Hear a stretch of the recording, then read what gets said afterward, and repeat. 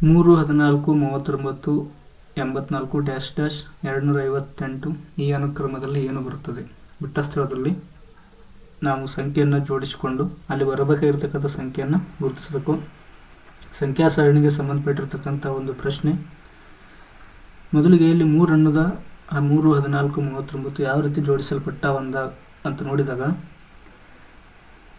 1ರ ಘನ ಪ್ಲಸ್ 1ರ ವರ್ಗ ಎರಡು ಕೂಡಿಸಿರ 1ರ ಘನನೂ 1, 1ರ ವರ್ಗನೂ 1 ಅಂದರೆ 2 ಆಯಿತು. ಇದಕ್ಕೆ ಇನ್ನೊಂದು ಸೇರಿಸ್ಬೇಕು. ಆವಾಗ ಏನಾಗ್ತದೆ ಅಂದ್ರೆ ನಮಗಿಲ್ಲಿ 3 ಅಂತಕ್ಕಂಥದ್ದು ಆನ್ಸರ್ ಬರ್ತೈತಿ. ಅದೇ ರೀತಿ 14 ಅನ್ನೋದು ನೋಡ್ರಿ 2ರ ಘನ ಪ್ಲಸ್ 2ರ ವರ್ಗ ಪ್ಲಸ್ 2. 2ರ ಘನ 8, 2ರ ಘನ 4, 2ರ ವರ್ಗ 4, 8, 4, 12, 12ಕ್ಕೆ 2 ಸೇರಿಸಿದಾಗ 14 ಬರ್ತೈತಿ. ಅದೇ ರೀತಿ 39 ಅನ್ನೋದ 3ರ ಘನ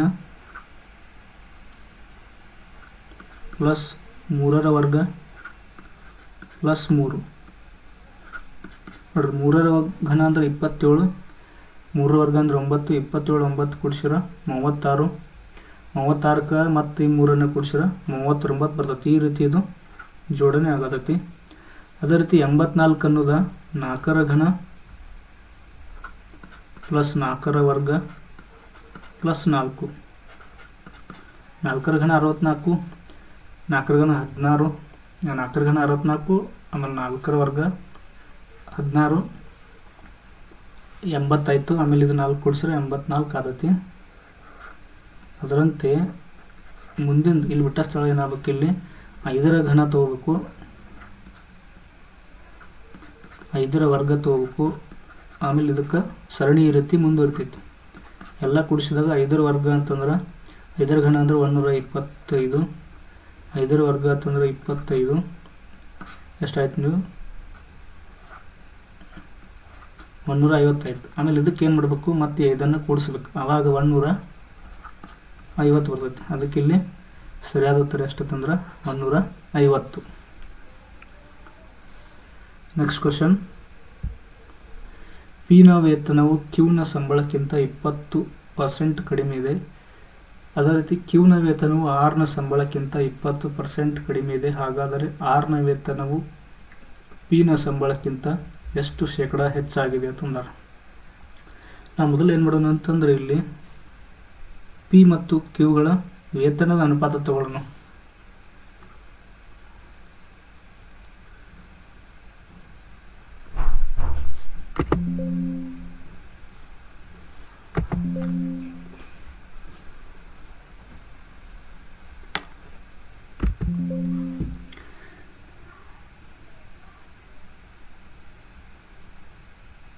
ಇಲ್ಲಿ ಪಿದ ಆಮೇಲೆ ಕ್ಯೂನ ಸಂಬಳಗಳ ಅನುಪಾತ ನೋಡ್ರಿ. ಪಿನ ವೇತನ ಕ್ಯೂನ ಸಂಬಳಕ್ಕಿಂತ 20 ಕಡಿಮೆ ಇದೆ.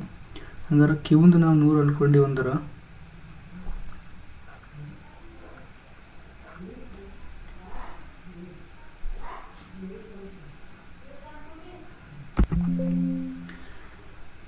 ನಾವು ಕ್ಯೂಂದು 100 ಅಂತ ತೊಗೊಂಡಿವಿ ಅಂದ್ರೆ ಪಿದು ಏನಾಗಬೇಕು 80 ತೊಗೋಬೇಕು.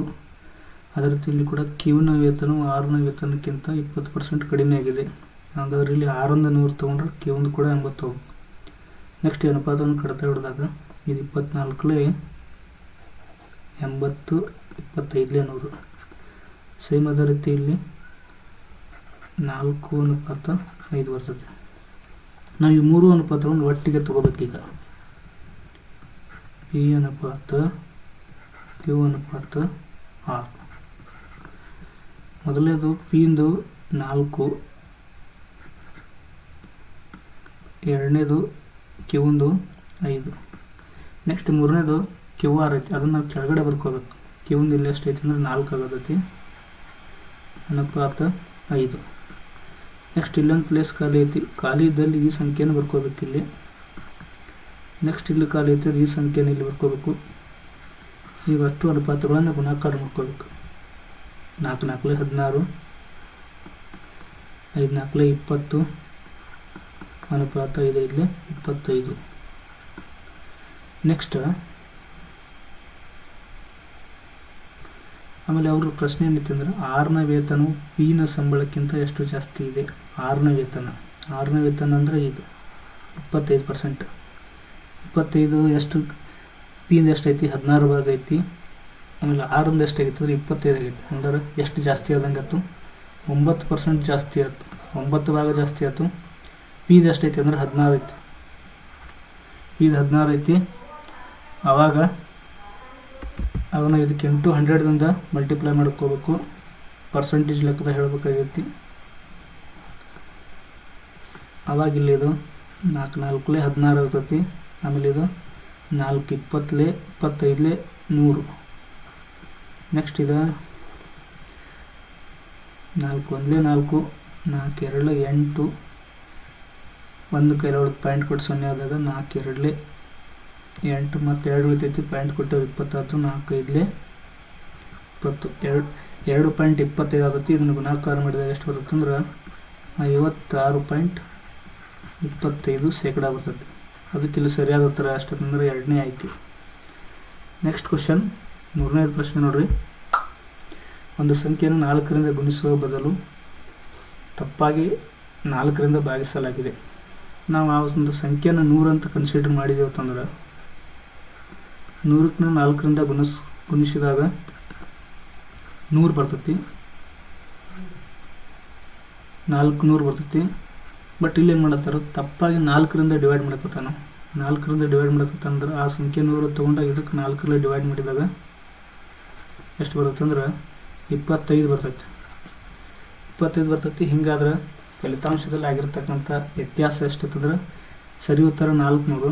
ಬಟ್ ಅವನ ಆನ್ಸರ್ ಎಷ್ಟು ಬಂದೈತಿ 25 ಬಂದೈತಿ. ಅಂದರೆ ಎಷ್ಟಾಗ್ತಿಲ್ಲ ವ್ಯತ್ಯಾಸ 375. 375 ಆ್ಯಕ್ಚುಲಿ ಕರೆಕ್ಟ್ ಆನ್ಸರ್ ಎಷ್ಟಾಯ್ತಂದ್ರೆ 400. 375 ಬಾಗ್ಲಿ 400 ಇಂಟು ಇದಕ್ಕೆ ನಾವು ಪರ್ಸೆಂಟೇಜ್ ಮಾಡ್ಬೇಕಾದ್ರೆ 100ದಿಂದ ಗುಣಾಕಾರ ಮಾಡ್ತೀವಿ. ಈ 0 ಕ್ಯಾನ್ಸಲ್ ಆಗ್ತೈತಿ. ನಾವು 375ಕ್ಕೆ 4ರಿಂದ ಭಾಗಿಸ್ಬೇಕು. ಆವಾಗ 4 9 36 1 ಉಳಿತೈತಿ. 15 10 4 3 12 93.75. ಅದಕ್ಕೆ ಇಲ್ಲಿ ಸರಿಯಾದ ಉತ್ತರ ಎಷ್ಟಂದ್ರೆ ಕೊನೆಯ ಆಯ್ಕೆ 93.75. ಇದೇ ರೀತಿ ಹೆಚ್ಚಿನ ಮೆಂಟಲ್ ಎಬಿಲಿಟಿ ಪ್ರಶ್ನೆಗಳ ಉತ್ತರಗಳಿಗಾಗಿ ಈ ಚಾನಲ್ ಲೈಕ್ ಮಾಡಿ, ಸಬ್ಸ್ಕ್ರೈಬ್ ಮಾಡಿ ಮತ್ತು ಶೇರ್ ಮಾಡಿ.